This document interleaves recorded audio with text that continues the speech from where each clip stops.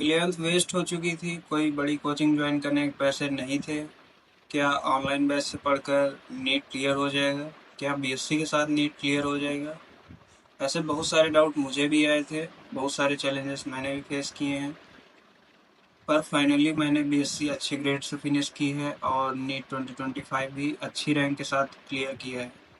ये सब मैंने कैसे किया, आइए जानते।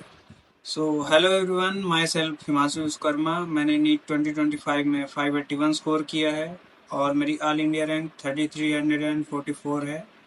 मैं प्रतापगढ़ उत्तर प्रदेश से बिलोंग करता हूँ। मैंने अपनी पढ़ाई जवाहर नवोदय विद्यालय प्रतापगढ़ से कंप्लीट की है। और जब मैंने 10th पास की उस टाइम बहुत ज़्यादा ऑनलाइन फैकल्टीज़ अवेलेबल नहीं थी नीट प्रिपरेशन के लिए। मेरे काफ़ी सारे फ्रेंड्स कोटा चले गए थे नीट की प्रिपरेशन के लिए, पर मेरे पास उतने पैसे थे नहीं। तो इसीलिए मैंने नीट का आइडिया ड्रॉप कर दिया था उस टाइम।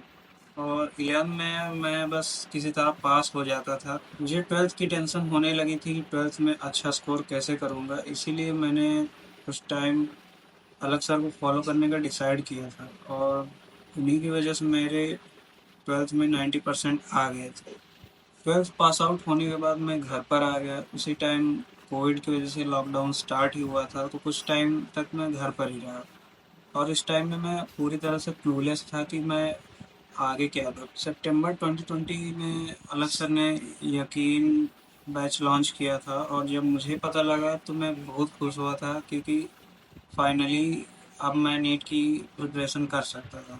जब बैच स्टार्ट हुआ तो मैंने ऑनेस्टली उसे फॉलो करना स्टार्ट कर दिया। डेली के 10 से 12 घंटे में पढ़ाई करता था, पर धीरे धीरे मैं काम चोरी करने लगा। मैंने कभी डीपीपी सॉल्व नहीं की, टेस्ट भी स्किप कर दिए और इसी तरह नीट 2020 फर्स्ट आ गया था। नीट 2021 का रिज़ल्ट आया और मेरे बहुत अच्छे नंबर नहीं थे। मैंने बस स्कोर किया था 407। और इससे पहले मैंने कभी इतनी ज़्यादा पढ़ाई भी नहीं की थी कि डेली के लगातार 8-8 घंटे। तो मैं पूरी तरह से एग्जॉस्टेड फील करने लगा। मुझे भी लगने लगा कि नीट शायद मेरे लिए नहीं है। इसीलिए मैंने नीट का आइडिया ड्रॉप कर दिया और फिर बीएससी परस्यू करने में अपने मासी के यहाँ शिफ्ट हो गया। नीट का आइडिया ड्रॉप करने का रीज़न ये नहीं था कि मुझे इंटरेस्ट नहीं था। ऑफकोर्स मुझे बहुत ज़्यादा इंटरेस्ट था, पर इतनी मेहनत मुझे नहीं लगता था कि मुझसे कभी होगी। बस इसी वजह से मैंने नीट का आइडिया ड्रॉप कर दिया। मैंने बीएससी में एडमिशन ले लिया और क्लासेस स्टार्ट हो गई थी। मैं वहाँ अच्छा परफॉर्म करने लगा था और सभी लोग धीरे धीरे मुझे जानने लगे थे। बीएससी के थ्रू मैं रिसर्च फील्ड में जाना चाहता था, पर वहाँ का करिकुलम देख के मुझे कॉन्फिडेंस नहीं हुआ कि मैं रिसर्च फील्ड में बहुत जाके बहुत अच्छा परफॉर्म कर पाऊँगा। इसीलिए मेरा बीएससी से भी मन हटने लगा था। फर्स्ट ईयर फिनिश होते होते मेरे कुछ अच्छे फ्रेंड्स भी बन गए थे। उनमें से सारे ही बहुत सपोर्टिव रहे हैं। शिवेन भी उनमें से एक था। वो रेयरली ही क्लास अटेंड करता था, उसे भी नीट की प्रिपरेशन करनी थी। और सेकेंड ईयर के स्टार्टिंग तक हम लोगों की अच्छी बनने लगी। उसे जब पता लगा कि मेरे नीट 2021 में 407 मार्क्स थे, तो वो मुझे कंटिन्यूसली पुश करने लगा कि तुम्हें दोबारा से प्रिपरेशन करनी चाहिए, क्योंकि तुम स्टडीज़ में काफ़ी अच्छे हो। उसका मुझ पे ब्लाइंड ट्रस्ट था। अगर उसके लिए पूरी रायबरेली में कोई नीट क्रैक कर सकता था, वो सिर्फ मैं ही था। वो लगातार मुझसे यही बोलता था कि अगर तुम्हारे जैसा स्टूडेंट हार मान के बैठा है, तो हमारे जैसे तो नीट के बारे में सोच भी नहीं सकते। ये बात कहीं न कहीं मुझे बहुत ज़्यादा हिट कर गई थी। इसीलिए मैंने डिसाइड किया कि मुझे दोबारा से प्रिपरेशन करनी चाहिए, क्योंकि मुझसे जुड़े लोगों की होप्स मैं ख़त्म होने नहीं दे सकता था और मैं उनको इंस्पायर करता था। ये सारी बातें सोच के मैंने डिसाइड किया कि मुझे दोबारा से प्रिपरेशन करनी है। फाइनेंशियल प्रॉब्लम के चलते मैंने बैच तो परचेज़ नहीं किया, पर मैंने यूट्यूब के फ्री लेक्चर्स फॉलो किए और टेलीग्राम पे भी मुझे कुछ कंटेंट मिला और उसके साथ ही मैं पढ़ाई करने लगा, पर चीज़ें इतनी ईज़ी होने वाली थी नहीं। सेकेंड ईयर चल ही रहा था कि जनवरी 2023 में एक ऐसे पर्सन ने मुझे छोड़ दिया जिसके सपोर्ट की मुझे बहुत ज़्यादा नीड थी। And I hope you understand मैं किसकी बात कर रहा हूँ। उस ट्रॉमा से निकलने के लिए मुझे 3 से 4 महीने लग गए और नीट 2023 भी मैं नहीं दे पाया। इस पूरे टाइम मेरे फ्रेंड्स मेरे सपोर्ट में खड़े रहे। उसके बाद मुझे पता लगा कि मेरे नाना की दोनों किडनीज काम नहीं कर रही हैं। उनके पूरे एब्डोमेन एरिया में इन्फेक्शन हो रखा था। उनकी कंडीशन बहुत ज़्यादा क्रिटिकल थी, इसीलिए उन्हें केजीएमयू लखनऊ में ले जाया गया। जब मैं उन्हें देखने पहुंचा तो 1 सेकंड के लिए मैं अपनी आंखों पर भरोसा नहीं कर पा रहा था। वो इतने एक्टिव रहते थे कि मैंने कभी उनको रेस्ट करते हुए नहीं देखा था, और उन्हें इस कंडीशन में देखना मेरे लिए बहुत ज़्यादा प्रॉब्लमेटिक था। उन्होंने मुझे अपने पास बुलाया और मुझे पकड़कर बहुत रोए, और उन्होंने मुझसे बोला कि बेटा तुम्हें डॉक्टर ही बनना चाहिए, क्योंकि यहाँ बहुत सारे लोगों को तुम्हारी ज़रूरत है। उस टाइम मैं बहुत ज़्यादा इमोशनल था, क्योंकि उनको ऐसे देखना मुझे बिल्कुल भी अच्छा नहीं लग रहा था। और दूसरी चीज़ जो उन्होंने बोली थी, इससे पहले वो हमेशा मुझसे बोला करते थे कि बेटा तुम्हें कोई ऑफिसर रैंक की जॉब करनी है। ये फर्स्ट टाइम था जब उन्होंने मुझे कुछ अलग करने की एडवाइस दी। वहाँ से जब लौट रहा था तो मुझे अचानक से रियलिटी हिट करने लगी। शिवेन का वो ब्लाइंड ट्रस्ट, मेरी फैमिली की होप्स, और पापा को वो जानवरों की तरह फर्नीचर के काम में लगे रहना, ये सब मुझे परेशान करने लगा। मैं खुद को लगातार कोसे जा रहा था कि मैं इतना कामचोर कब से बन गया। मुझे रियलाइज़ होने लगा कि नीट का रास्ता चाहे जितना पेनफुल हो, वो इससे ज़्यादा तो पेनफुल नहीं हो सकता जो भी मैं करंटली फेस कर रहा था। सारी प्रॉब्लम का सलूशन मुझे नीट ही लगने लगा, और मैंने उस दिन से अपनी जिम्मेदारियों से भागना बंद कर दिया। अब सामने था नीट 2024 और बीएससी का फाइनल ईयर, और बहुत सारे चैलेंजेस। सबसे बड़ी प्रॉब्लम ये थी कि रायबरेली का पानी मुझे सूट नहीं कर रहा था। मुझे हमेशा कोई ना कोई गैस्ट्रिक प्रॉब्लम बनी ही रहती थी। मेरी हेल्थ भी डिक्लाइन कर रही थी। मैंने कॉलेज के टीचर से भी बात की थी, और ऑलमोस्ट सभी ने सपोर्ट किया था, पर एक टीचर ने मुझसे बोला कि अगर दो नाव में पैर रखोगे तो ना इधर के हो पाओगे ना उधर के। मुझे इसका भी रिप्लाई करना था। अगेन सारे फ्री के रिसोर्सेज यूटिलाइज़ किए जो मुझे टेलीग्राम और यूट्यूब से मिले थे। मैंने यकीन टू फॉलो किया। कॉलेज के अलावा मेरे पास बहुत कम टाइम बचता था, इसीलिए मुझसे जो बन पड़ा मैंने किया। स्टडी आवर्स 12 से 14 घंटे तक कर लिए। शॉर्ट नोट्स भी बनाए। फुल नोट्स के लिए मेरे पास टाइम नहीं था, इसीलिए मैंने पीडीएफ यूटिलाइज़ किए। अगर किसी दूसरे का भी नोट्स मुझे इंटरनेट पे मिल जाता था तो मैं उसे प्रिंट करा लेता था। और सबसे बड़ा जो सेक्रीफाइस मैंने किया, वो मैंने अपनी डाइट रिड्यूस कर दी थी। मैंने कभी भरपेट खाना नहीं खाया, क्योंकि मुझे नींद आती थी, और मुझे इसका सलूशन यही लगा अपने लिए। मैंने उस लिमिट तक खुद को पुश किया था कि सपने में भी मेरे न्यूमेरिकल घूमते थे।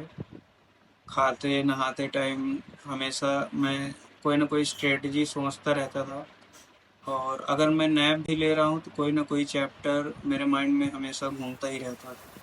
मैं मानने लगा था कि अगर मैं होश में हूँ तो मुझे बस अपने टारगेट के बारे में सोचना चाहिए। मैंने ऑलमोस्ट 40 से 50 टेस्ट दिए थे, फुल सिलेबस। उसके बाद बीएससी फाइनल ईयर का टाइम टेबल रिलीज़ हुआ। बीएससी के एग्ज़ाम थे अप्रैल में, और नीट का एग्ज़ाम 5 मई को। किसी तरह सब मैनेज किया, और नीट के नेक्स्ट डे मैं हॉस्पिटल में था। मुझे सीवियर डायरिया था, और मुझे पता भी नहीं चला, क्योंकि मैंने ऑलरेडी बताया कि पानी की वजह से मुझे प्रॉब्लम रहती थी, तो हमेशा मुझे कोई ना कोई गैस्ट्रिक प्रॉब्लम बनी ही रहती थी। और इस टाइम भी मुझे रियलाइज़ नहीं हुआ। मेरी बॉडी बहुत ज़्यादा वीक हो गई थी, इसी वजह से मैं 3 दिन तक हॉस्पिटल में रहा। उस टाइम मुझे लगा कि मैं ठीक नहीं हो पाऊँगा, पर माइंड में एक होप थी कि अभी मुझे डॉक्टर बनना है और लोगों का इलाज करना है। बस इसी वो थॉट से मुझे बहुत ज़्यादा स्ट्रेंथ मिली, और मैं रिकवर हो गया। हॉस्पिटल से डिस्चार्ज होने के बाद मैं घर पर ही था, और फिर उसके बाद बीएससी का रिज़ल्ट आया। उसमें मैंने काफ़ी अच्छा स्कोर किया था। उसके बाद ही नीट का रिज़ल्ट भी आया। नंबर तो मेरे काफ़ी अच्छे आए थे, 634, पर रैंक देखकर मैं पूरी तरह चौंक गया था, क्योंकि उससे तो मुझे सीट बिल्कुल नहीं मिलने वाली थी और मेरी हिम्मत थी नहीं कि मैं पापा से जाके एक और ड्रॉप के लिए बोल दूँ। मैं बहुत ज़्यादा डिसअपॉइंटेड था। मैंने खुद को रेडी भी कर लिया था कि जो भी मुझे मिलेगा मैं कर लूँगा। उस दिन पापा मेरे पास आए और उन्होंने मुझे सरप्राइज़ कर दिया। उन्होंने कहा कि एक ड्रॉप और ले लो और अच्छे से प्रिपरेशन कर लो, इस बार बीएससी का भी लोड नहीं रहेगा तुम्हारे ऊपर।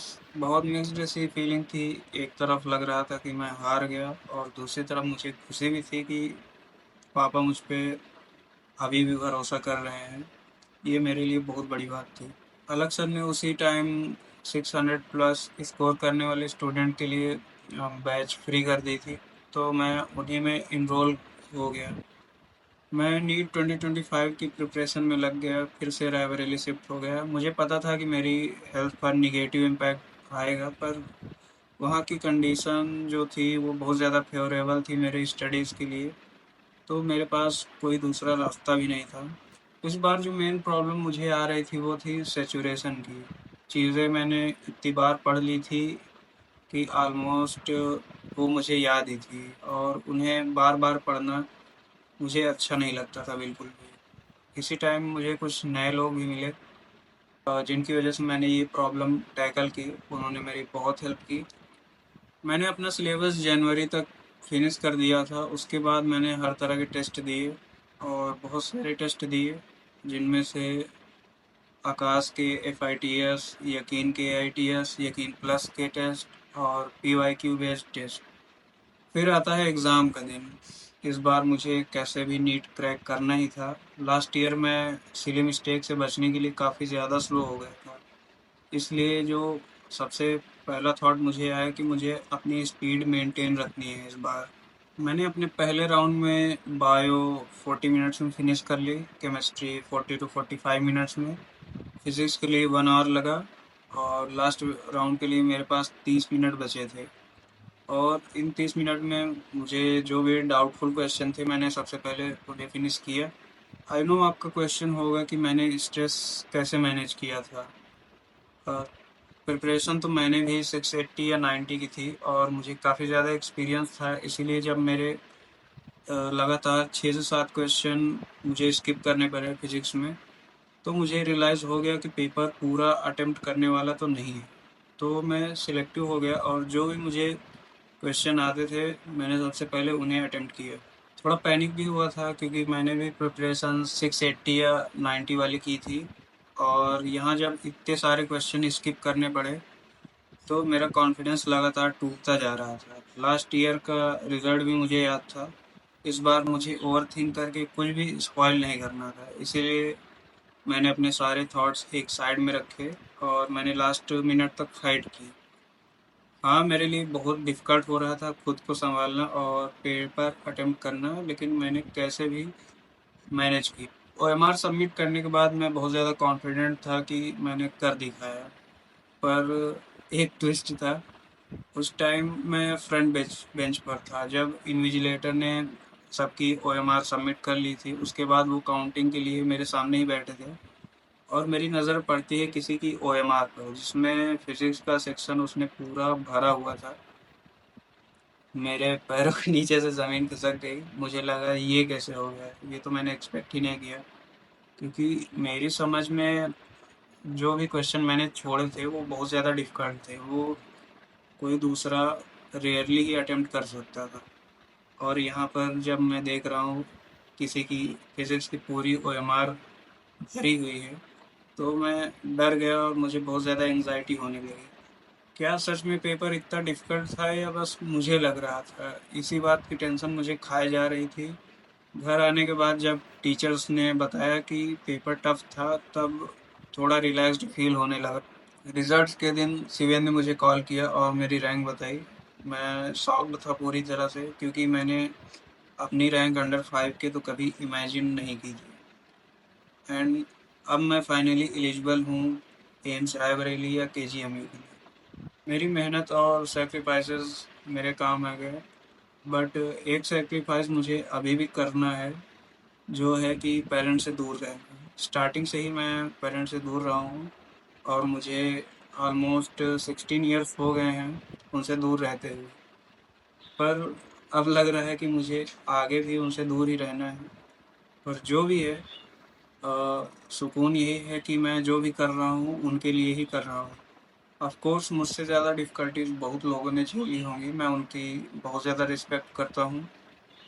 मेरा मोटिव ये वीडियो बनाने का यही था कि शायद कुछ लोग मुझसे रिलेट कर पाओ और एक बेटर डिसीज़न ले पाओ अपनी लाइफ के रिगार्डिंग।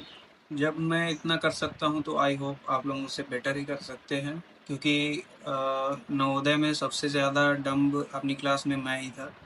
मेरे पास स्टडीज़ के रिगार्डिंग कोई प्लान्स, कोई स्ट्रेटजी नहीं थे। मैं बस दूसरों को देखकर कॉपी किया करता था। पर इस जर्नी ने मुझे काफ़ी कुछ सिखा दिया है। मैंने जो भी सीखा है ट्राई करके सीखा है, एंड आई होप आप लोग बहुत ज़्यादा बेटर कर सकते हैं मुझसे। At the end I am thankful to everyone जो भी मेरी जर्नी में मेरे साथ रहा है। मैंने अपने अकॉर्डिंग तो सारी चीज़ें कवर कर दी हैं, फिर भी कुछ मिसिंग लगे तो let me know in the comment section. Thanks मुझे सुनने के लिए। Keep supporting always. Bye bye.